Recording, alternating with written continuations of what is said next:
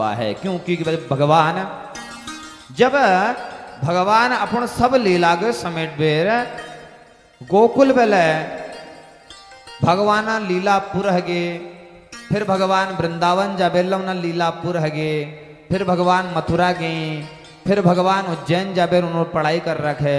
जब यह सब पूरा हो तो भैया फिर भगवान द्वारिकाधीश में प्रतिष्ठित हैं। और जब द्वारिका में उन्हें सब काम पूरा हो फिर भगवान अलियस लीला रचे कि भगवान छोड़बेर या धाम को छोड़बेर गोलोक कहे लगे।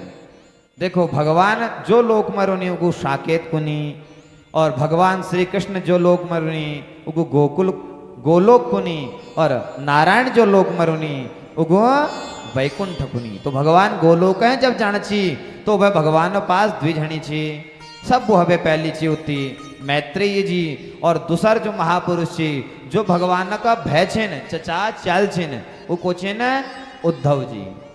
तो उद्धव जी और मैत्रेय जी को भगवान को कि देखो एल मेरे पास जो मेरे सब वो हवे प्रिय भक्त छू, जो एल संसार में छू विदुर मेरे पास न है।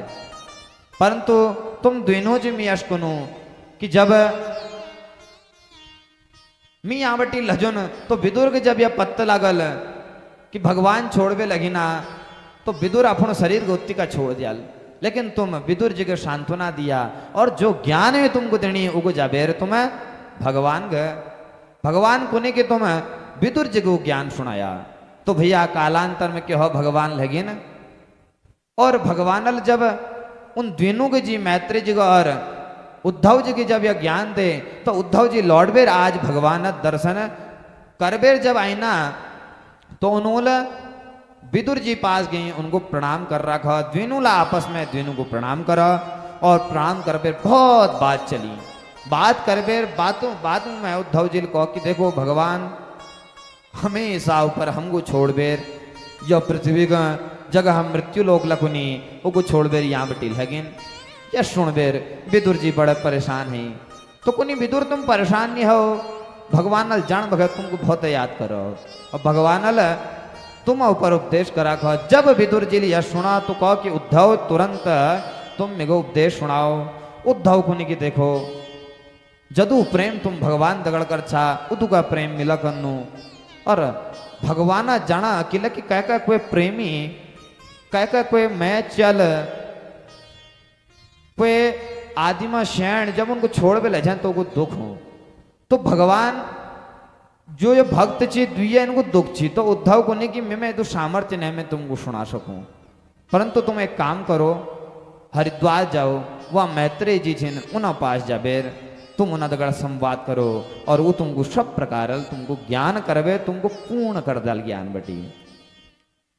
विदुर जी इन वचनों को सुन करके गए हैं, जा करके मैत्रेय जी के पास उनको प्रणाम निवेदित किया है और उनसे सृष्टि की रचना के क्रम में सर्वप्रथम कहा कि भगवान ने मेरे लिए क्या उपदेश दिए हैं। सृष्टि का क्रम प्रारंभ होता है, कहते हैं कि एक पूर्व समय की बात है। भगवान नारायण क्षीर सैया पर विराजमान थे। भगवान के मन में अचानक से यह विचार आया कि इस सृष्टि की रचना को सृष्टि के क्रम को बढ़ाने के लिए कोई कार्य करना चाहिए। भगवान ने विनोद में ही एक कमल उत्पन्न किया और उस कमल भगवान की नाभि से निकला और उस नाभि से जब कमल निकला तो ब्रह्मदेव उससे उत्पन्न हुए। तो ब्रह्मदेव जब उत्पन्न हुए तो उन्हें कुछ नहीं दिखाई दिया, सभी तरफ देखा, चारों तरफ देखा, जल ही जल विद्यमान था। किसी को न पाकर के बड़े व्यथित हुए अपने जन्म की रचना को कि मेरा कारण क्या है। इस चीज को जानने के लिए उन्होंने ब्रह्मनाल के अंदर ही गए, हजारों वर्ष तक उधर ही ढूंढते रहे कि ये जो नाल है इसका जो उद्गम स्थल है कि ये नाल हुआ कहां से है। इसका दर्शन करने के लिए हजारों वर्षों तक उस नाल में चले गए, फिर भी उसका चोर पता नहीं लगा। सब कुछ थके हारे आए हैं तो इनको एक ध्वनि सुनाई दी जिसे कहते हैं तप की ध्वनि। स्पर्शेषु यत षोडशमेक विंशम, षोडशमेक विंशम 16वां अक्षर 16वां अक्षर हुआ त, 19 अर्थात 21वां अक्षर हुआ प।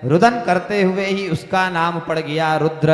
तो इन्होंने कहा कि अरे रुद्र, तुम जाकर के सृष्टि की रचना करो। ये रुद्र कौन हुए? भगवान शंकर। बोलिए शंकर भगवान के जय हो। बोले नीलकंठ